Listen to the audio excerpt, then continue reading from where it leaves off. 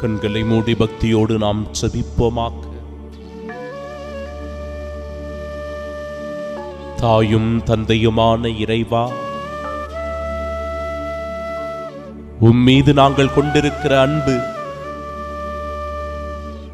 உம்மீது நாங்கள் காட்டுகின்ற அக்கறை,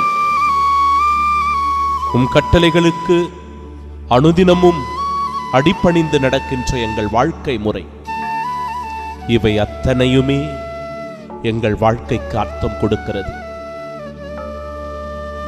ஆண்டவரே, பல சூழ்நிலைகளில் நாங்கள் உம்மை மறந்து விடுகிறோம், உம்மை புறக்கணிக்கின்றோம்,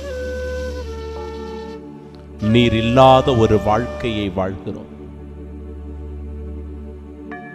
குறிப்பாக நாங்கள் எப்பொழுதெல்லாம் எங்களுடைய பணிகளில், வியாபாரத்தில், தொழிலில் அதிகமான ஈடுபாடு கொண்டு இந்த நவீன உலகத்தின் போக்கில் பயணிக்கிறோமோ, அந்த நேரங்களில் உம்மை மறந்து விடுகிறோம். எப்பொழுதெல்லாம் நாங்கள் பொருள்களுக்கு முக்கியத்துவம் கொடுத்து பொருட்களை அடைய வேண்டும், சேகரிக்க வேண்டும், பணம், சொத்து என்று சொல்லி அழைக்கின்ற போதெல்லாம் உம்மை மறந்து விடுகிறோம்.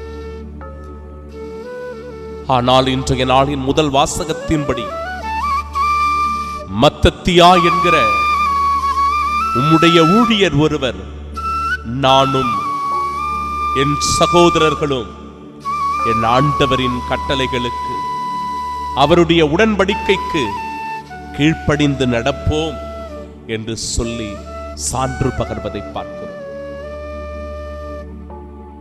இயேசு ஆண்டவரும் கூட எருசலேமை நோக்கி கண்ணீர் வடிக்கிறார். அவர் கண்ணீர் வடிப்பதற்கு பல காரணம் உண்டு.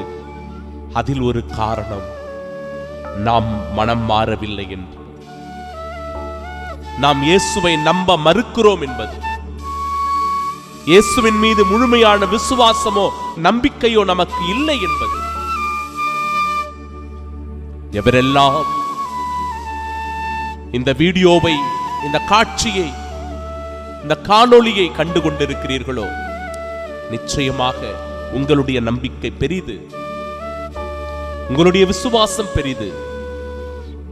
ஆனால் அதே நிலையில் கடவுளின் மீது நம்பிக்கை இல்லாமல், அவரை விட்டு விலகி இந்த உலக போக்கிலான ஒரு வாழ்க்கையை வாழ்ந்து கொண்டிருக்கிறவர்களை பார்த்து ஆண்டவர் கண்ணீர் வடிக்கிறார்.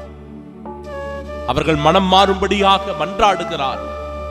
ஆண்டவரிடத்தில் அவர்கள் திரும்பி வர வேண்டும் என்பதே இறை சித்தமாய், இறை திருவுளமாய் இன்றைய இறை வார்த்தையின் வழியாக வெளிப்படுத்துகிறார். உணர்ந்து கொள்வோம், மனம் மாறி இயேசுவை பின்பற்றி நடப்போம். இயேசுவுக்கு இந்த உலகத்தில் ஒரு சாட்சிகளாய் வாழ்வோம். ஆமென்.